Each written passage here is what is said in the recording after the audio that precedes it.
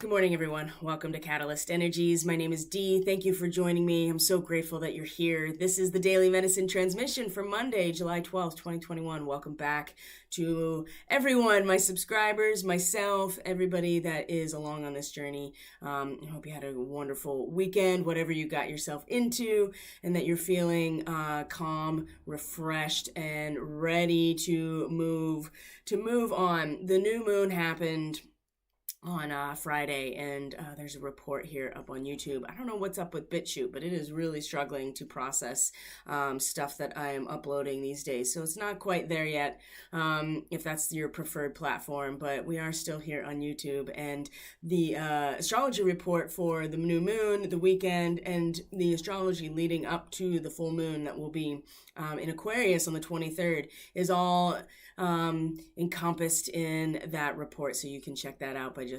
scrolling through the feed here on, YouTube for now. Hopefully BitChute will get itself together and get posted. So if you're new here, welcome. It's so great to have you. And as always, I like to remind people that when they interact with this content in any way, shape, or form by sharing, subscribing, liking, and commenting, it actually does influence the AI algorithm, and there's more likelihood for this content to reach a wider audience. So if you feel inspired, if you find it helpful, all of those things actually make a difference. So let's get into today's daily medicine. The creative power has been sanctified. We talked about this word sanctification last week. We talked about how it was the essence of the, what is going on here?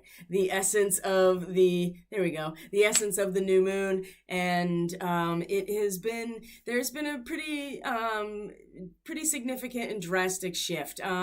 It was not anticipated, I suppose, but the lead up to the new moon, I feel like, was really difficult, and we were given many opportunities to we were giving ourselves many opportunities to run all of the scenarios, to kind of take ourselves through all of the discomfort, all of the justification, everything that we can imagine. And when this new moon did finally come around, it was that sanctification, right? We made a decision to make these two aspects of ourselves, the polarity that is represented by the sun and the moon. Every time we come around to a new moon, it's an opportunity to set intentions for our own growth and our own evolution. And in this particular new moon, it really did set the stage for these creative energies within us to have a sacred and holy energy to it, right? The sanctification, right? These productive relationships that represent, how we grow, how we evolve, how we create, being sanctified. And it certainly came at the very last minute, it seemed to me, at least in my experience. And there were plenty of opportunities leading up to that point that if we had not already gotten to that place within ourselves, there were situations that presented themselves that allowed for us to practice or to come to terms with this one last time before this new moon came along. Because regardless of where you find yourself and what productive relationships of creative power we chose, it is now in effect, isn't it? And I just listened to a clip for, regardless of what you think about him and his body of work, I'm just going to share with you what I watched just moments before we came live. Was a clip. Jordan Peterson on Fox News. It was on Tucker Carlson's show. And one of the things he talked about in this clip, and it really encompasses a lot of where he's coming from. Like I said, you don't have to enjoy his work. You could really find him off-putting, or you can love what he has to say. But he did mention something that I think really falls into the scope of what we're going to talk about today, which is that, truth telling the truth no matter what, I'm paraphrasing here, telling the truth no matter what is going to lead to the highest order of things. But there will be consequences for telling the truth, right? There are certainly consequences for not telling the truth by being dishonest, but equally, there will be consequences for telling the truth, especially when telling the truth is going to challenge somebody else's version of reality, or telling the truth is going to challenge somebody else or some other entity or some other groups' desire to control information for their own benefit. So telling the truth, even if you've spent time not telling the truth, this is really hard for people to understand and wrap their minds around. This is how people hold secrets for their entire lives, right? And the damage that's done as a result of that, because they can't accept that telling the truth, even though it's of the highest order, it will create consequences, just like anything else in this material matrix of reality, right? Cause and effect, no matter what. So in the same way that when we sanctified this relationship within us with this new moon, whatever it is, this creative power to be fully sovereign and free, as we have our moon in Leo now, making connections with Venus, making connections with Mars today. There's going to be some interesting quincunxes that we'll go into, these in conjuncts, as they were, that we're going to go into and talk about today. It does appear that even with the sanctifying of this relationship within ourselves, the seat of our creative power, whatever it represents for us, there will be consequences. And it's not going to be, this is just, everybody's got their own version of this. And this conversation just will not really, it continues, it absolutely continues to be a source of contention and conversation, right? This is how we actually learn from each other, is when we're willing to debate, we're willing to confront, we're willing to go into those uncomfortable spaces of disagreement in order to actually talk to each other and try to understand. But I will say that it's not all, it is all love and light, okay? It is all love and light, but the consequence of standing in that power, of standing in that creative power, and the consequence, just like a marriage, right? A marriage of two people is in fact a sanctification of a creative relationship, ultimately to create children, right? If you want to get really basic about it. But if you want to look at it as in a more esoteric way, it is about the sanctification, the making sacred of the productive relationship that we have between ourselves and something else, whatever it is. It will not come without consequence. And as I talked about last week, I've posted about this in terms of my own experience of the Sirian activation that came through with the sun at Sirius. This was a very Sirian new moon as well. It's the mundane becoming sacred, but there will be consequences to that we really are going to have to bear down and be prepared to handle if we really want to be part of this awakening process. And we all are, right? There's been that quickening. And I think that there is, and there's probably many people who disagree with this, and that's okay. But there are a lot of other people who do see the same thing. There may have been a shift. There was a very significant shift with this new moon. Like I said, we got all these scenarios popping up on Friday and over the weekend that really gave us an opportunity to make sure that we are, in fact, putting our energy and allowing this the sacredness to infuse our creative power. And it was challenging. There were definitely challenges that I experienced. There were challenges that other people experienced in my, in terms of my immediate reality and what we were dealing with as a family, right? It's also very Cancerian, isn't it? That familial matrix, and what was happening. And it really provided an opportunity to be like, okay, this is how I'm going to address these challenges. This is how I am going to stand in my creative power in the face of what will be an onslaught of challenges. And that's where I think there is disagreement amongst people who find themselves in a position of teaching or being an influencer in some ways, especially in a more esoteric or in a spiritual sense, is that it's not going to be, it's just going to get harder. And I talked about this, right? The Agent Smiths are scrambling, and if it would be foolish to think that they have not scrambled in a way that they have also found their footing, that their creative power is also being sanctified in some way. And that's up to us. That's our choice with who we and what we want to align with. But I assure you that those relationships and where we find ourselves within them will be, in fact, made sacred in the eyes of whatever we choose to worship. And we're going to see in the reading today that challenge is going to come full bore. It's going to be right in our faces if it hasn't already. And I would venture to guess that over the weekend there were things that popped up that gave opportunities to people to be able to practice or to be very clear with themselves, right? That this is how they want to move forward. These are the relationships. This is the way that we want to sanctify and make sacred this creative power. And it will be exemplified when Venus and Mars meet each other in Leo tomorrow. Mercury is now in Cancer.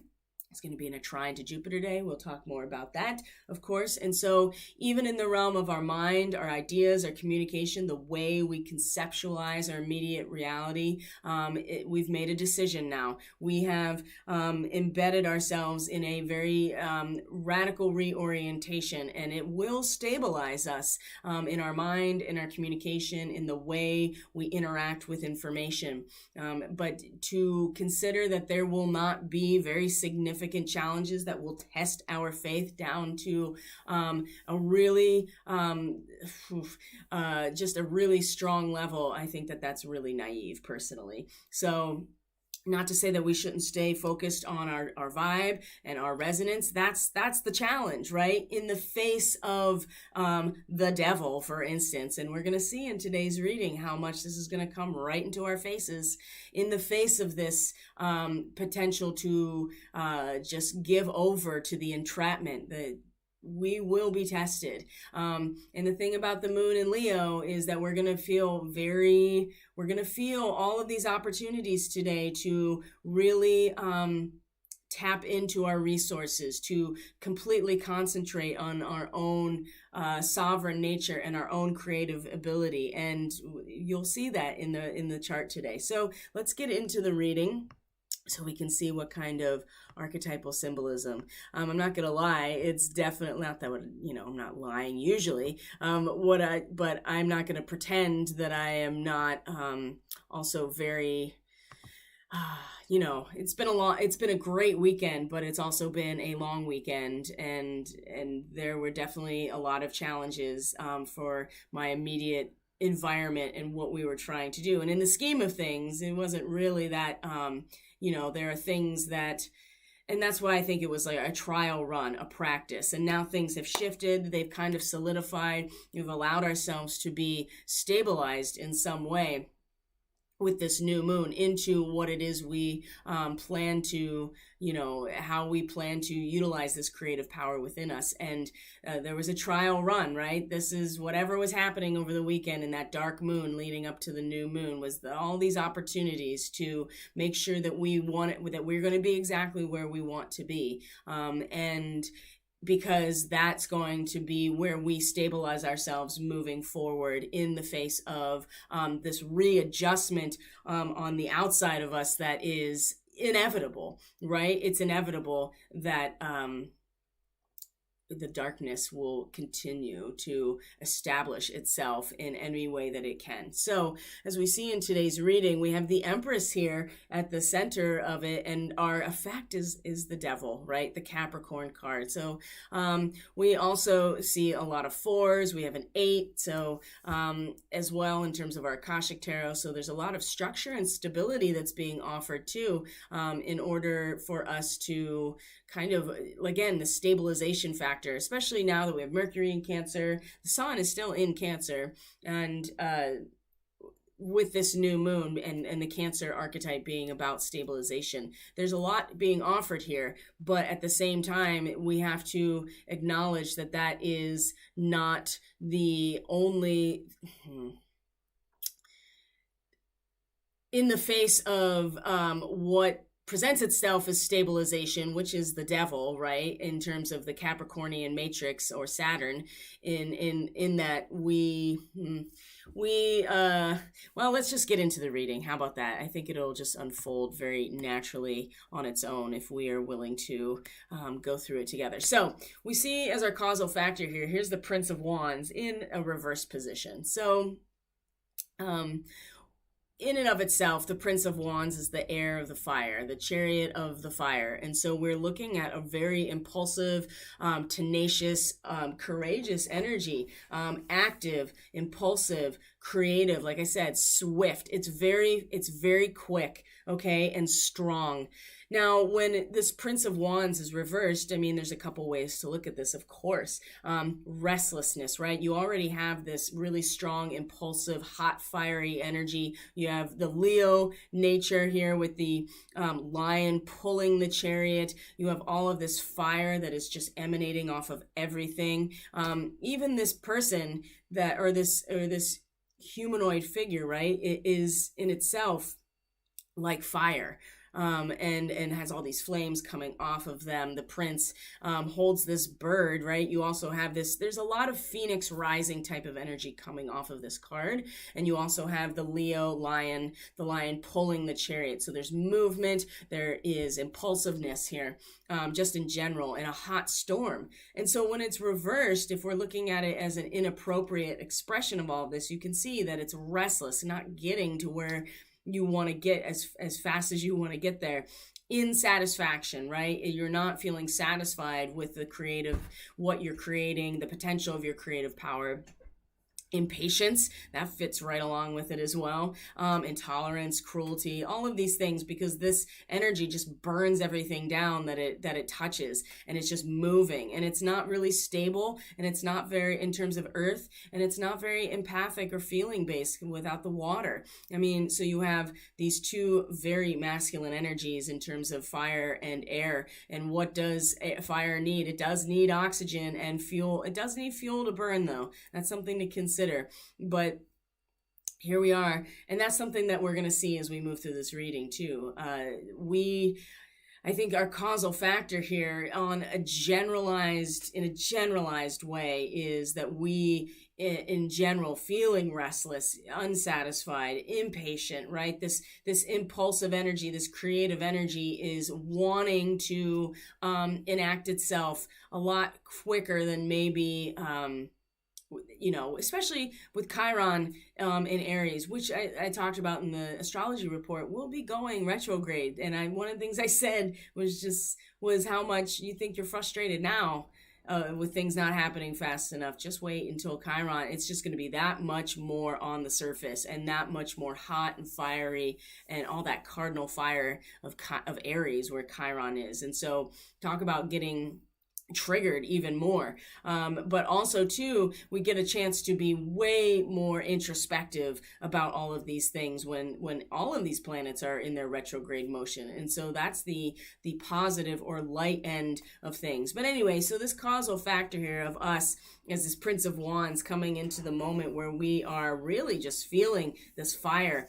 And this could be something that is within us too, but there's a lot of imbalance and invitations to healing and to be very real with ourselves through this process. And I think that we have been restless, we have been impatient, and it's building, right? It's building as we go into this moment. And I can speak from personally, just my own process in my personal life. I definitely was feeling this leading up to the new moon, right? Getting really attached to certain outcomes, really wanting things to move faster, wanting something to shift and change, trying my best to force it along, and then finding this opportunity in kind of the last moment to let it all go and realize that everybody has their own decisions to make. And where are we going to put our creative power? Are we going to use it to burn things down, to be impulsive and restless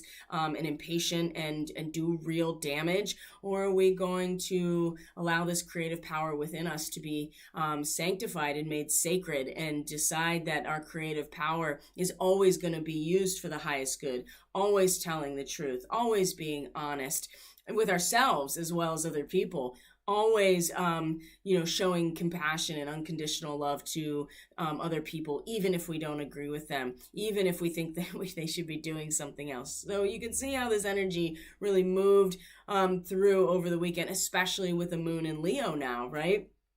So we're feeling this within us as well. And this could also be a reflection of this reversal being much more of an introspective, internalized experience. Now, as we move into the heart of the moment here with this reading is the Empress, right? This is like the total opposite of the Prince of Wands, this fiery storm. And then you have the stillness, right? The Empress, the mother, the great mother, Mother Earth, fertility, growth, maternity, love, and mercy, right? Very stabilized with the 3 in the major arcana. Joy of great abundance, right? She has everything she needs. She pulls it towards her. You can see the moon here, the crescent moon.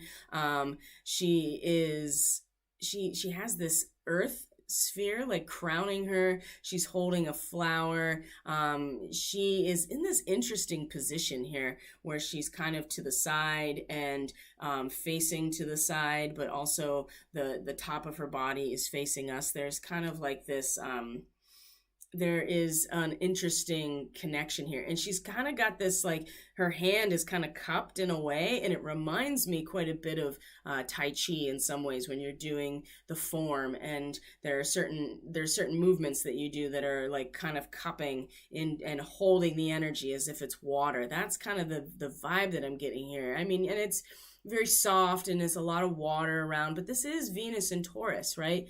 This is the great mother. This is the Mother Earth. And you see also the opposing crescent moons as well. The swan here.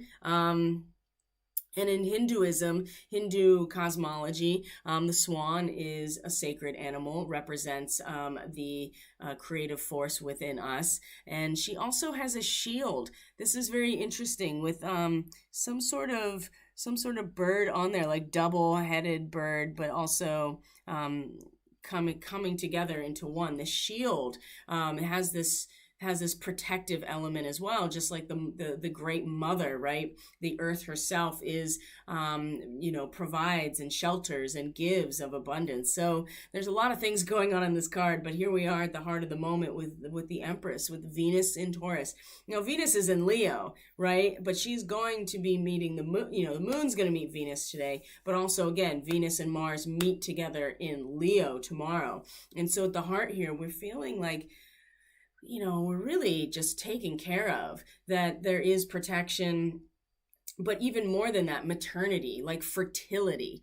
That seems to be way more of the energy of this moment, is this love and mercy, right? That is presented to us, even if we have all of this really impulsive, fiery energy coming into the moment. She's like a balm, right? She soothes, and she is all about what is harmonious and beautiful, and is able to kind of calm these fires, is able to really settle things down and stand for this fertility and growth. Now, when we see here the Four of Forces, now that we have this spring card, and Venus in Taurus and the Empress goes a long way with this type of energy. Now, this card was in a position of a gift and guidance last week. Now it's moved into the area of where we are stabilized energetically, where we draw our personal power from, what's running in the background kind of that's not consciously in our awareness, but is absolutely at the base of what we are manifesting. The Four of Forces is the spring, right? This is a period of growth that is coming. And we do realize that it takes some time and preparation to prepare. We have to get the ground ready in order to hold the seed for growth. And so we are being asked to take some time here to prepare the ground, right? To put some energy into,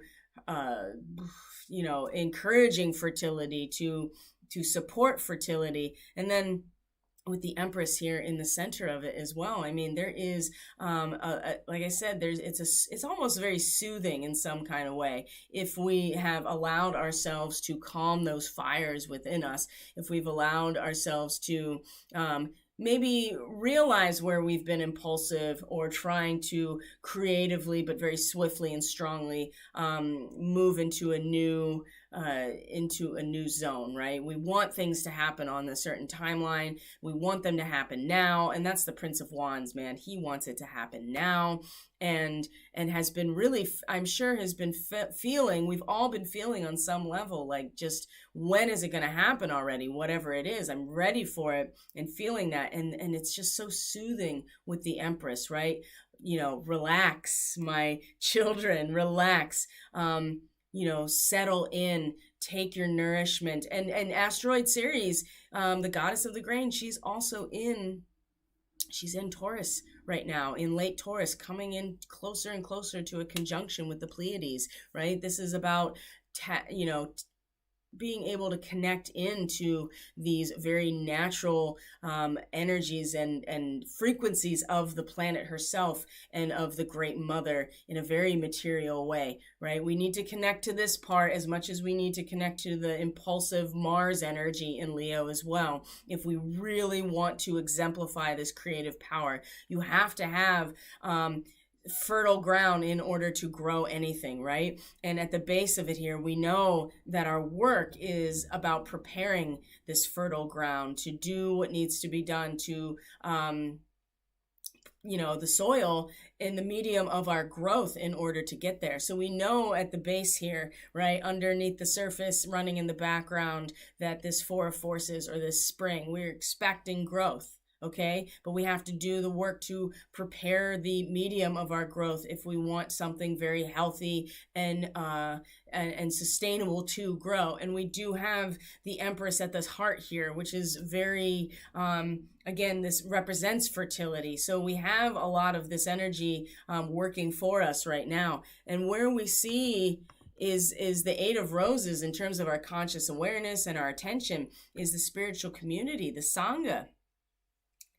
Spiritual community. And so we have Mercury now in Cancer. We still have the Sun in Cancer.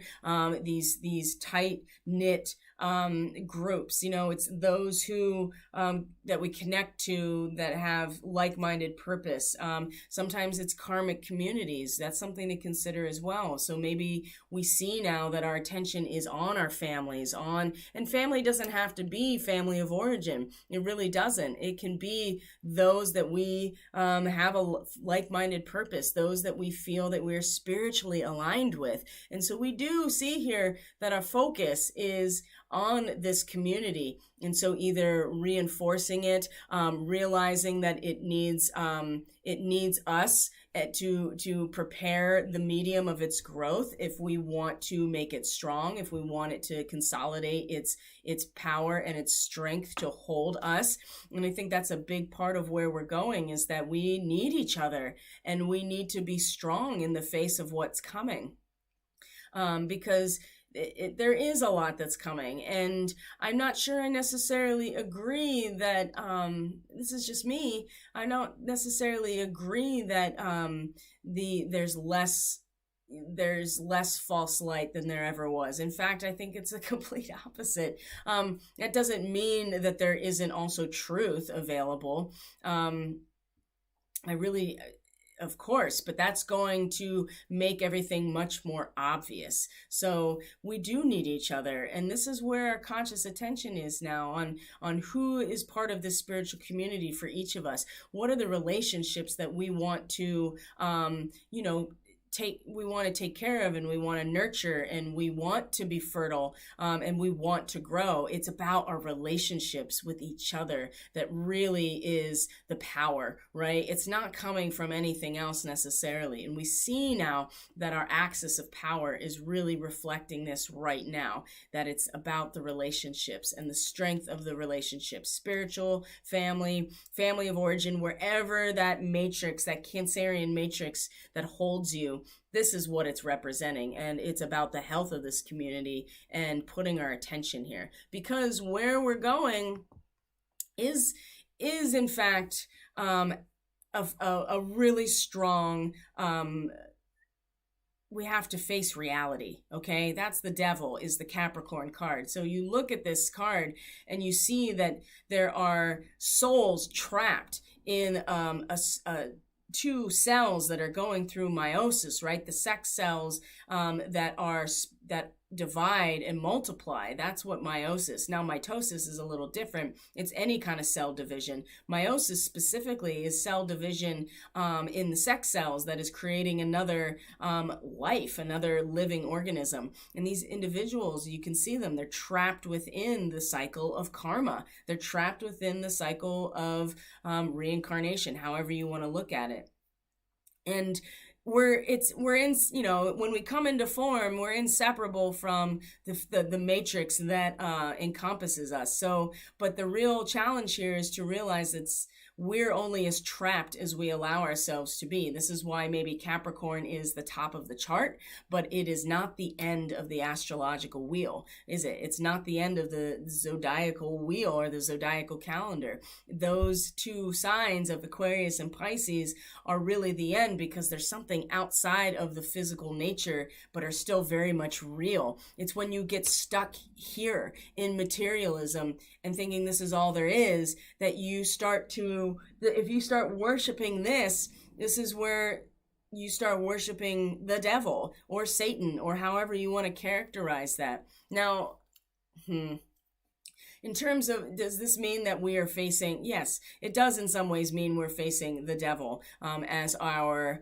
as what we have to expect coming, but it's only going to be as a result of, what are we going to do with this? We're going to be facing this reality of, is this in fact reality, or are we trapped by our own perspective and our own attachment? I think that's the real issue. And if you look at the Rider-Waite, the original devil card, the two individuals that are on either side, they are chained, but their chains are so easily just, thrown off, and they can walk away. And it's the same kind of thing as when we come into incarnated form, there's nothing we can do about that.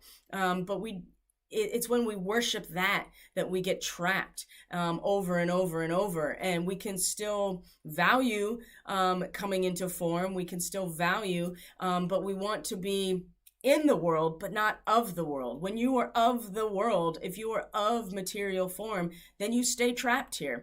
And we are going to be facing this as a result of what we are trying to bring forward in terms of our emotional and spiritual relationships and family. We're going to hit this head on, I think, especially with Pluto retrograde in Capricorn. And the moon in a quincunx today is going to give us a real strong opportunity here to readjust ourselves in terms of our own sovereign nature, the linking of our celestial selves to our earthly incarnation, and Pluto destroying everything that we've known in terms of our organized society. But this really seems to speak to me, especially with what is going on in the rest of this reading, that we're going to face this. We're going to have to face this, and we're going to have to come to terms with it, each on our own, and come to terms with what is illusion to us, where are we trapped in materialism, and those who are trapped in materialism still fighting tooth and nail to stay, to keep it or at least keep a false presentation of it so that other people don't realize that they are trapped as well. I do feel like that we are going to face this. And if, what is the opposite of Capricorn? Well, it's Cancer, right? It's the Cancerian archetype. It is the containment of our own and stabilization of our own personal power in order to dig deep. And it is based on emotion. It's based on our feeling. It's based on our spiritual nature.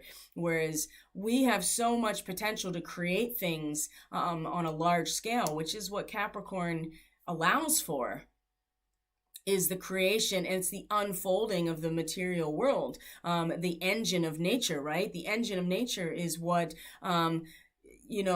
brings this meiosis or this cell division or these, incarnation over and over. And there's nothing, it's not evil. I mean, we wouldn't be coming into form if in and of itself it's evil. It's about not being trapped by it and identifying our entire selves, spiritual selves especially, with this form. It's going to be a real challenge, okay? I really feel like that we're about to face some of the most challenging aspects of this process so far. And that's not to say that we're stuck on doom and gloom. It's not to say that just stay, that we are not allowing ourselves the ability to stay in our own light, in our love. In fact, that's exactly what we have to do. But that doesn't mean we bypass this. And we have to be very real with ourselves, because our material attachment will continue over and over to be tested. And this is coming out really strong now. So there is some good guidance here to help us along the way. So the Four of Roses. So we have this double four, right? The Four of Forces and then the Four of Roses, the views of the ego. We want to prepare the ground, right? And prepare fertile soil as the medium of our growth. But we have to be very realistic about the difference between our ego and bolstering our ego and actually supporting and nurturing the medium of our growth, right? And sometimes that's going to mean that, you walk away from people. I mean, you look at this card and you realize that this person only sees themselves, right? They don't see the people attending to them or their entourage or whatever. This person is just completely fixated on their own image. And we have to be very realistic about what that looks like from the vantage point of either ourselves. It's important that we are giving an honest assessment of ourselves. Are we only looking at ourselves in the mirror as we go through these processes? If we are using our spiritual gifts and our platforms as influencers or whatever, if we're using them just to look at ourselves in the mirror, then we are really not preparing the fertile ground for a really cohesive community of people. And so we have to be real. Now, if we're on the either side of this person, we also have to be very real about it and be like, oh, this person doesn't even value what I add to them, doesn't value anybody else except themselves. Maybe I should just turn around and walk away. They probably won't even notice at first because they're so busy looking at themselves in the mirror like a narcissist that by the time they figure out you're gone, they'll be like, where is everyone? So again, it's about this assessment of what we are actually doing. Are we feeding the ego, or are we actually coming to prepare the medium of our growth as a society, as a community, right? That Eight of Roses is about the community, not so much what each of us, And I saw this just wonderful post this morning about valuing yourself and having self-esteem, but that really, the strongest measure of that is valuing other people and valuing them as unique individuals and a child of the divine. And remember where Saturn is right now. Saturn. I know Saturn rules Capricorn, and Saturn is the Lord of time. It is the agent of karma, is in fact the boundary of the 3D world. And so there's no getting around that. And again, if you worship this, then that's all you're going to get. And so you're going to claw tooth and nail to keep this if that's what you worship.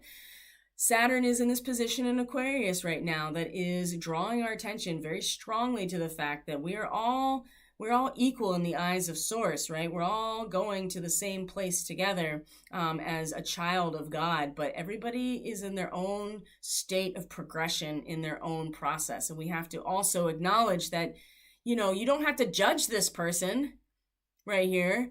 You just have to discern and acknowledge where they are and how that is fitting into your larger picture, and how this impacts your ability to use your sanctified creative power. Maybe it's just time to walk away. Again, it's not a judgment. It's not like I'm better than this person. You're just falling into the same trap that they're in to begin with. You acknowledge it.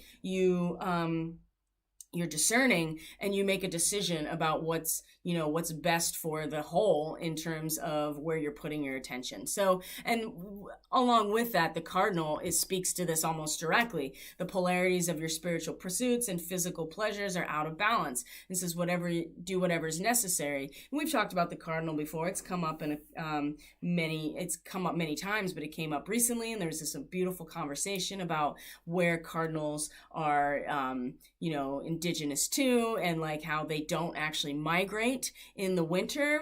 They stay put in the winter, and even though they tend to be much more in the south, and apparently it's the state bird of Virginia, which is a really cool thing to know.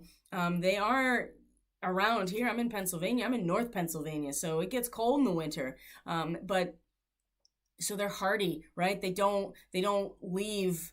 Not to say that that's something negative about a bird. It's just, it is what it is. But what the spiritual and the archetypal symbol of this is that they don't leave when the weather starts to become challenging and troublesome. They're very hardy. They're able to really stick it out throughout the winter. And it's kind of the same thing here, is that we can get really hyper fixated on the spiritual aspect and just let go of the physical nature. And there's that form of bypassing, or it's the complete opposite, where we get really stuck on the personal abundance aspect and really focused on me. I need to take care of me. I need to take care of my family. I need to focus on what this brings me, and I can't actually be in alignment with truth. That's a big problem.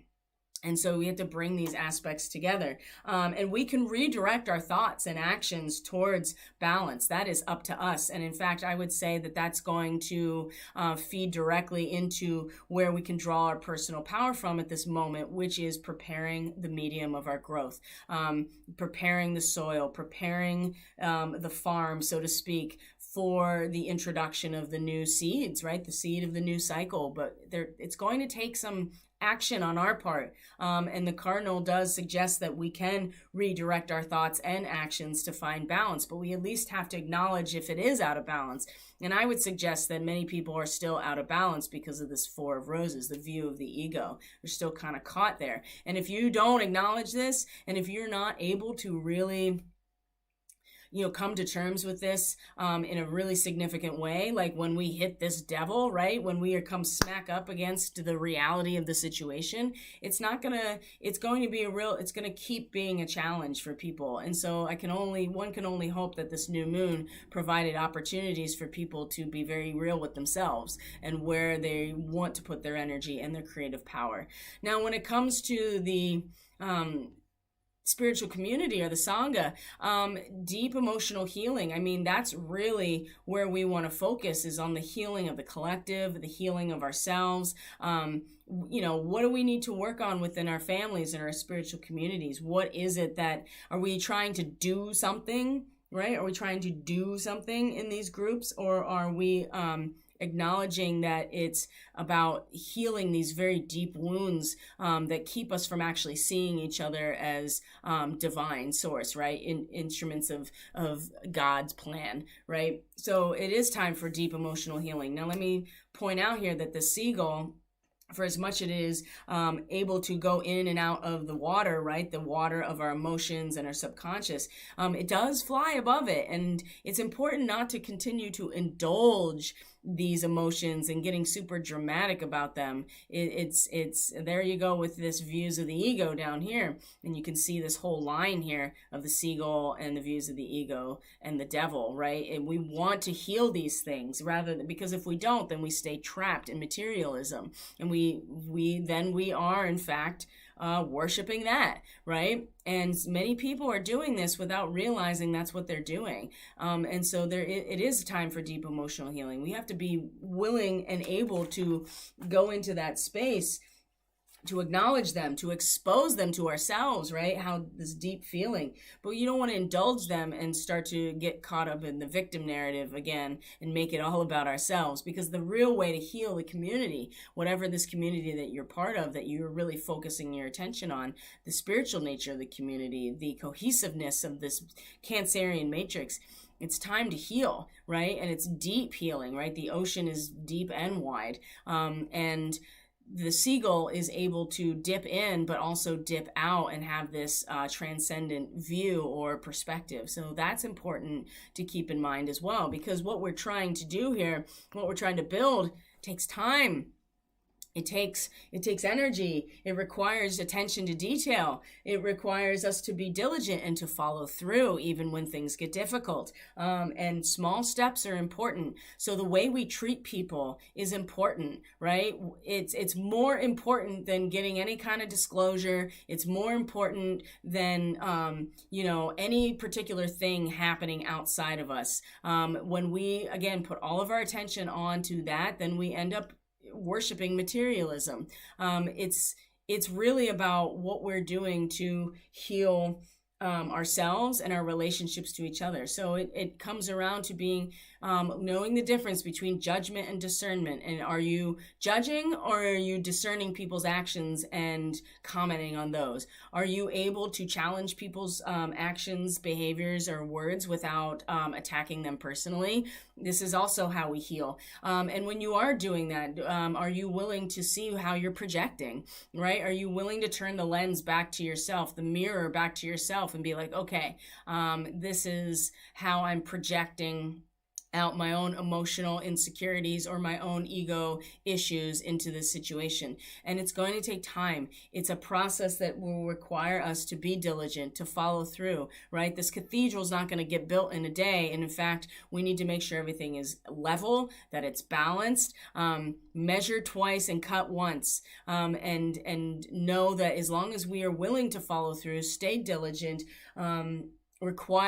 give our attention to detail, and not get so, this Prince of Wands, he wants it now. He wants it now. And right now there is a balm. There's a beautiful layer of calm and fertility and abundance that the Empress is offering us right now. And it will, if we are not careful, if we're not mindful about it, we will, regardless, we're going to end up hitting this wall of reality, and we're going to have to make some decisions about what it is that we are putting our energy towards. And I would say that healing on a very deep level, healing the rift between us, being willing to speak the truth, being willing to love unconditionally, regardless if people don't agree with us. And if we stay diligent about it, I think that we actually have a chance. But otherwise, I think it's really going to get a lot more challenging. So as we look at today's astrology, we can get some insight on what we're going to do about this. Now, I can change the toggle view, but I'm going to just leave it at this just for now, because I think it's kind of interesting just to have things be changed a little bit. I can change it back to the white if you think that it's easier to look at, but and it kind of is in some ways, right? But I also like having the color pop out in a different way. So we're looking at today's astrology. Today is the 12th, of course, and our moon is in Leo. It is already past Venus and Mars, as you can see here. It's already past it. And so Venus at 19 degrees Leo is about leaving behind these rigid social structures. And you can see and feel at the heart here that we can take a moment here to just let go of all of these preconceived ideas of who we should be, how things are organized, and really just see each other as individual humans, all kind of congregating together in a way that is, we get to let it go a little bit. And the moon meets Venus and brings this right into our personal experience. And then the moon meets Mars, which is where Venus and Mars will be in conjunction, is at this degree, 19 to 20 degrees Leo. And this is where we really the sanctification of our creative energies, where the new moon in or the new moon in Cancer, set the stage, right? Allowed us the opportunity to plant that seed, and to plant that seed of intention, and to really kind of sink into what is it about ourselves, our creative power, how do we want to sanctify it? Under what banner is it actually sacred, and how is it going to unfold? When the Venus and Mars come together tomorrow, this is going to be exemplified quite a bit in a very solar way, right? It'll be very combust in some ways, but also releasing. It's going to release a lot of energy that came with the setting of that intention. But it's specifically about, I don't want to say worshiping, but revering that solar energy within us, revering the creative power, and then these two aspects of the divine feminine, the great mother, and Mars, the divine masculine, the warrior god energy, coming together and activating essentially this kundalini energy, the seat of our creative power, moving through us. It's going to be exemplified, just like I said. So when we come into this tomorrow, it's going to be right on the surface. For now, the moon passing both of these points is giving us an opportunity to embody and to have a very feeling-based experience of what these two energies of Venus and Mars are trying to, what do they have to offer us right now in terms of our own sovereign nature, our own creative expression. So having this, and this has already happened, right? The moon has already passed this point. Now, when we go past that, like I said, Mercury is then goes void of course. That's already happened as well. And so when the moon is void of course, it means that there are no significant aspects that the moon is making before she changes into the next sign, which is going to be Virgo. So quincunxes don't count. And as you can see, there's a quincunx here with Neptune retrograde. There's a quincunx here with Pluto. They're not considered major aspects. And so they still are very much part of what we're going to talk about. But it's also a good time to let things kind of settle down, kind of like a balsamic moon. A moon void, of course, is really not activating much. And so it gives us this opportunity to just kind of settle into what it's bringing up for us. But these quincunxes are certainly going to provide us with an opportunity to adjust ourselves. And before that happens, though, we're going to see that Mercury comes into a trine with retrograde Jupiter in Pisces right here. Comes into a trine, a water trine. And so 2 degrees of Cancer, for as much as the first degree is stabilizing, especially stabilizing ourselves in our immediate environment, stabilizing ourselves in our mind, in our thought processes, and our nervous system, right? The way Mercury rules Gemini specifically, moving into Cancer. The contrast to that is stabilizing ourselves from a very much more vast transcendental point of view. It's like hovering above everything. We're still stabilized, but we have a much wider perspective. And this trine to Jupiter in Pisces retrograde, right? Expansion, but inner expansion of the need to really, protect ourselves in some ways, right? When we move into a space where there are no boundaries anymore, like Pisces, when there's no boundaries, everything is everything else, right? It's really easy to pick up on everybody else's stuff, especially if you're empathic, right? You really are able to connect very directly into a transcendental space. And it's important that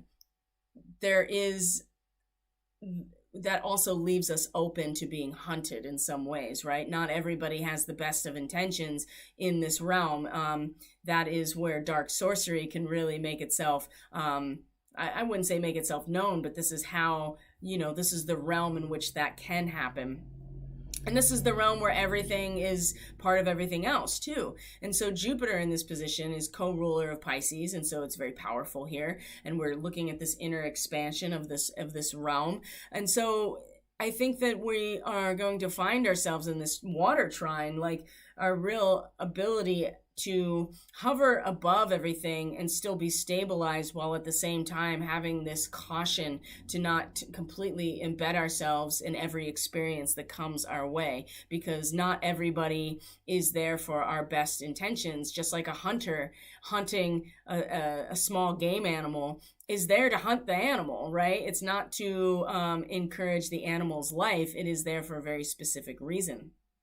And that's part of the process here. It's part of living in this way where everything is connected, right? We say this a lot, everything is connected. Yes, everything is connected, and there are lots of ways that can go. And so this keeping our minds and our mental perspective in a way that's stabilized but has a much vaster viewpoint is very much going to be supporting and supportive of where Jupiter, the ruler of, the co-ruler of Pisces, as I've said, but also, right, the defender of our collective values. If we can hover from this larger perspective, and we can certainly find stabilization still where Jupiter is, that is expanding this realm within us, and showing us, and advocating for us as well, as we move through this really, we're moving through territory that's not exactly the safest, right? And we have to be aware and mindful of that. And if we are, and we can gain a lot of Jupiter's very benefic. So this trine today, I think, is really going to help us if we utilize it, right? We don't even have to really do much. We just know that Mercury in this position is going to be in a trine to this position. So as long as we recognize where Mercury is allowing us to be, which is kind of up here, hovering over everything, I think we'll be okay, right? We allow ourselves to be protected, right? And to exercise some caution when we dip into this space where everything is, and not everybody is here to protect, not everything is here for our highest good, even though we can see it that way. And that's where Mercury in Cancer is really going to help, is that we can see things from that perspective if we choose to. Now from there is, so the moon is already void, of course, but this is where the moon comes into its quincunxes with Neptune retrograde. And this is going to really require us to adjust ourselves, because on the one hand, we are emotionally and in our feeling based landscape here, and these personal experiences, we're going to get so concentrated, right? Here's that view of the ego again. We're going to get so concentrated on ourselves that we kind of let everything else go to neglect. And the quincunx here with Neptune is that we still have to be very realistic about our where we're actually at, what our limitations are, what our strengths are, and how we can centralize that energy into fulfilling our dharma. If the quincunx here is going to force us to adjust where we put our attention, because we can't forget that there are other people on the island with us. As much as we want to be in total, in that meditation mode where everything goes out the window, we have to still be realistic about what's happening. And this goes back to the idea of bypassing what's actually happening by getting hyper focused on the spiritual nature and not coming back down to earth. Now, this is going to be brought about even more so when the moon then comes into its quincunx with Pluto by the end of today into the evening, right? The same thing is that within Leo especially, we're going to come to this moment where we're going to be aware in some ways of our covenant with our divine nature, right? The revelation of our worth. And again, the quincunx is going to give us an opportunity to adjust ourselves, because the reality is that Pluto is destroying that entire physical reality, and specifically as it's moving through its retrograde is really going to pull up so much, all of this repressed stuff, all of the stuff that's way under the surface that we don't acknowledge, that's very unconscious, but is also our power of transformation. If we're able to recognize what it is, allow it to come to the surface and let it go, then we there is a promise of success here if we do our part. And it's going to be Pluto in Capricorn in this moment, in this quincunx, that's going to challenge us. This is where I feel like the challenge of the devil is going to come right into our faces by the end of today, because we each personally may be aware of our own divine nature. After the heavy storm, there's a rainbow. This is 26 degrees Leo, and the revelation of our worth. So we get through this process of real strong upheaval, and then we see, that we can get where we're going as long as we do our part, right? But the quincunx, again, it's going to test us, and it's going to give us a lot of opportunity in order to adjust ourselves in the face of a very, very strong, destructive force, which is Pluto retrograde. And it could be something we're paying more attention to. It could be something that is within us that is getting pulled away, that we have to acknowledge. And it's not to say that we don't have a covenant with our divine nature and that we shouldn't be focused on it or realize that we are worthy. It's just that in the face of this destruction on a very institutional level that Pluto and Capricorn represents, it's going to be tested. But this is also a great opportunity to adjust ourselves. So there's plenty of opportunities in today's astrology in order to do that. Because as I said, tomorrow the moon's going to move into Virgo, and then it's going to be really how we are each going to buckle down and start to get our shit together in a feeling-based way, get ourselves organized and put things where they belong in an emotional way, in the way we adapt to reality. And then Venus will meet Mars in Leo tomorrow as well. Vesta is also going to be in a direct opposition to Pallas Athena in Pisces, and so we'll talk more about that tomorrow. But the rubber meets the road at this point after this creative potential is exemplified with Mars and Venus coming together and activating it. And so right now, is a chance to really, to be very aware of how things are moving and shifting around in response to this new moon that just happened. So my friends, I'm going to leave it there for today. I hope you guys had, like I said, a very good weekend,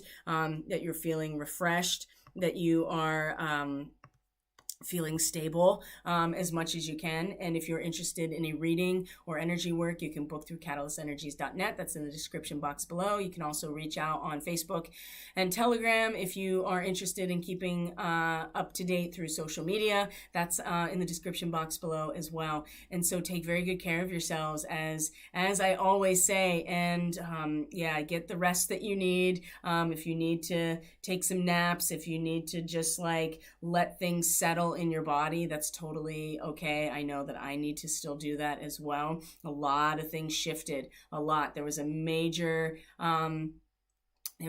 shift on the timeline, right? We got bombarded with all of this energy, and we made some decisions as a collective, and now it's going to adjust it. The collective's going to adjust to that, and we're going to have to hold space for ourselves and for those that we're connected to, but also for those who are making different choices. And that's the thing about Saturn and Aquarius right now, is that whether we like it or not, that's what's happening. And so we have to make space, and the best thing that we can do about that is to be willing to be honest with ourselves, be honest with other people, learn the difference between judgment and discernment, treat people with compassion and kindness, even in the face of their attacks, but not be afraid to also speak truth in the face of people trying to manipulate that. So, love you guys. I'll see you tomorrow for the daily. Have a great day.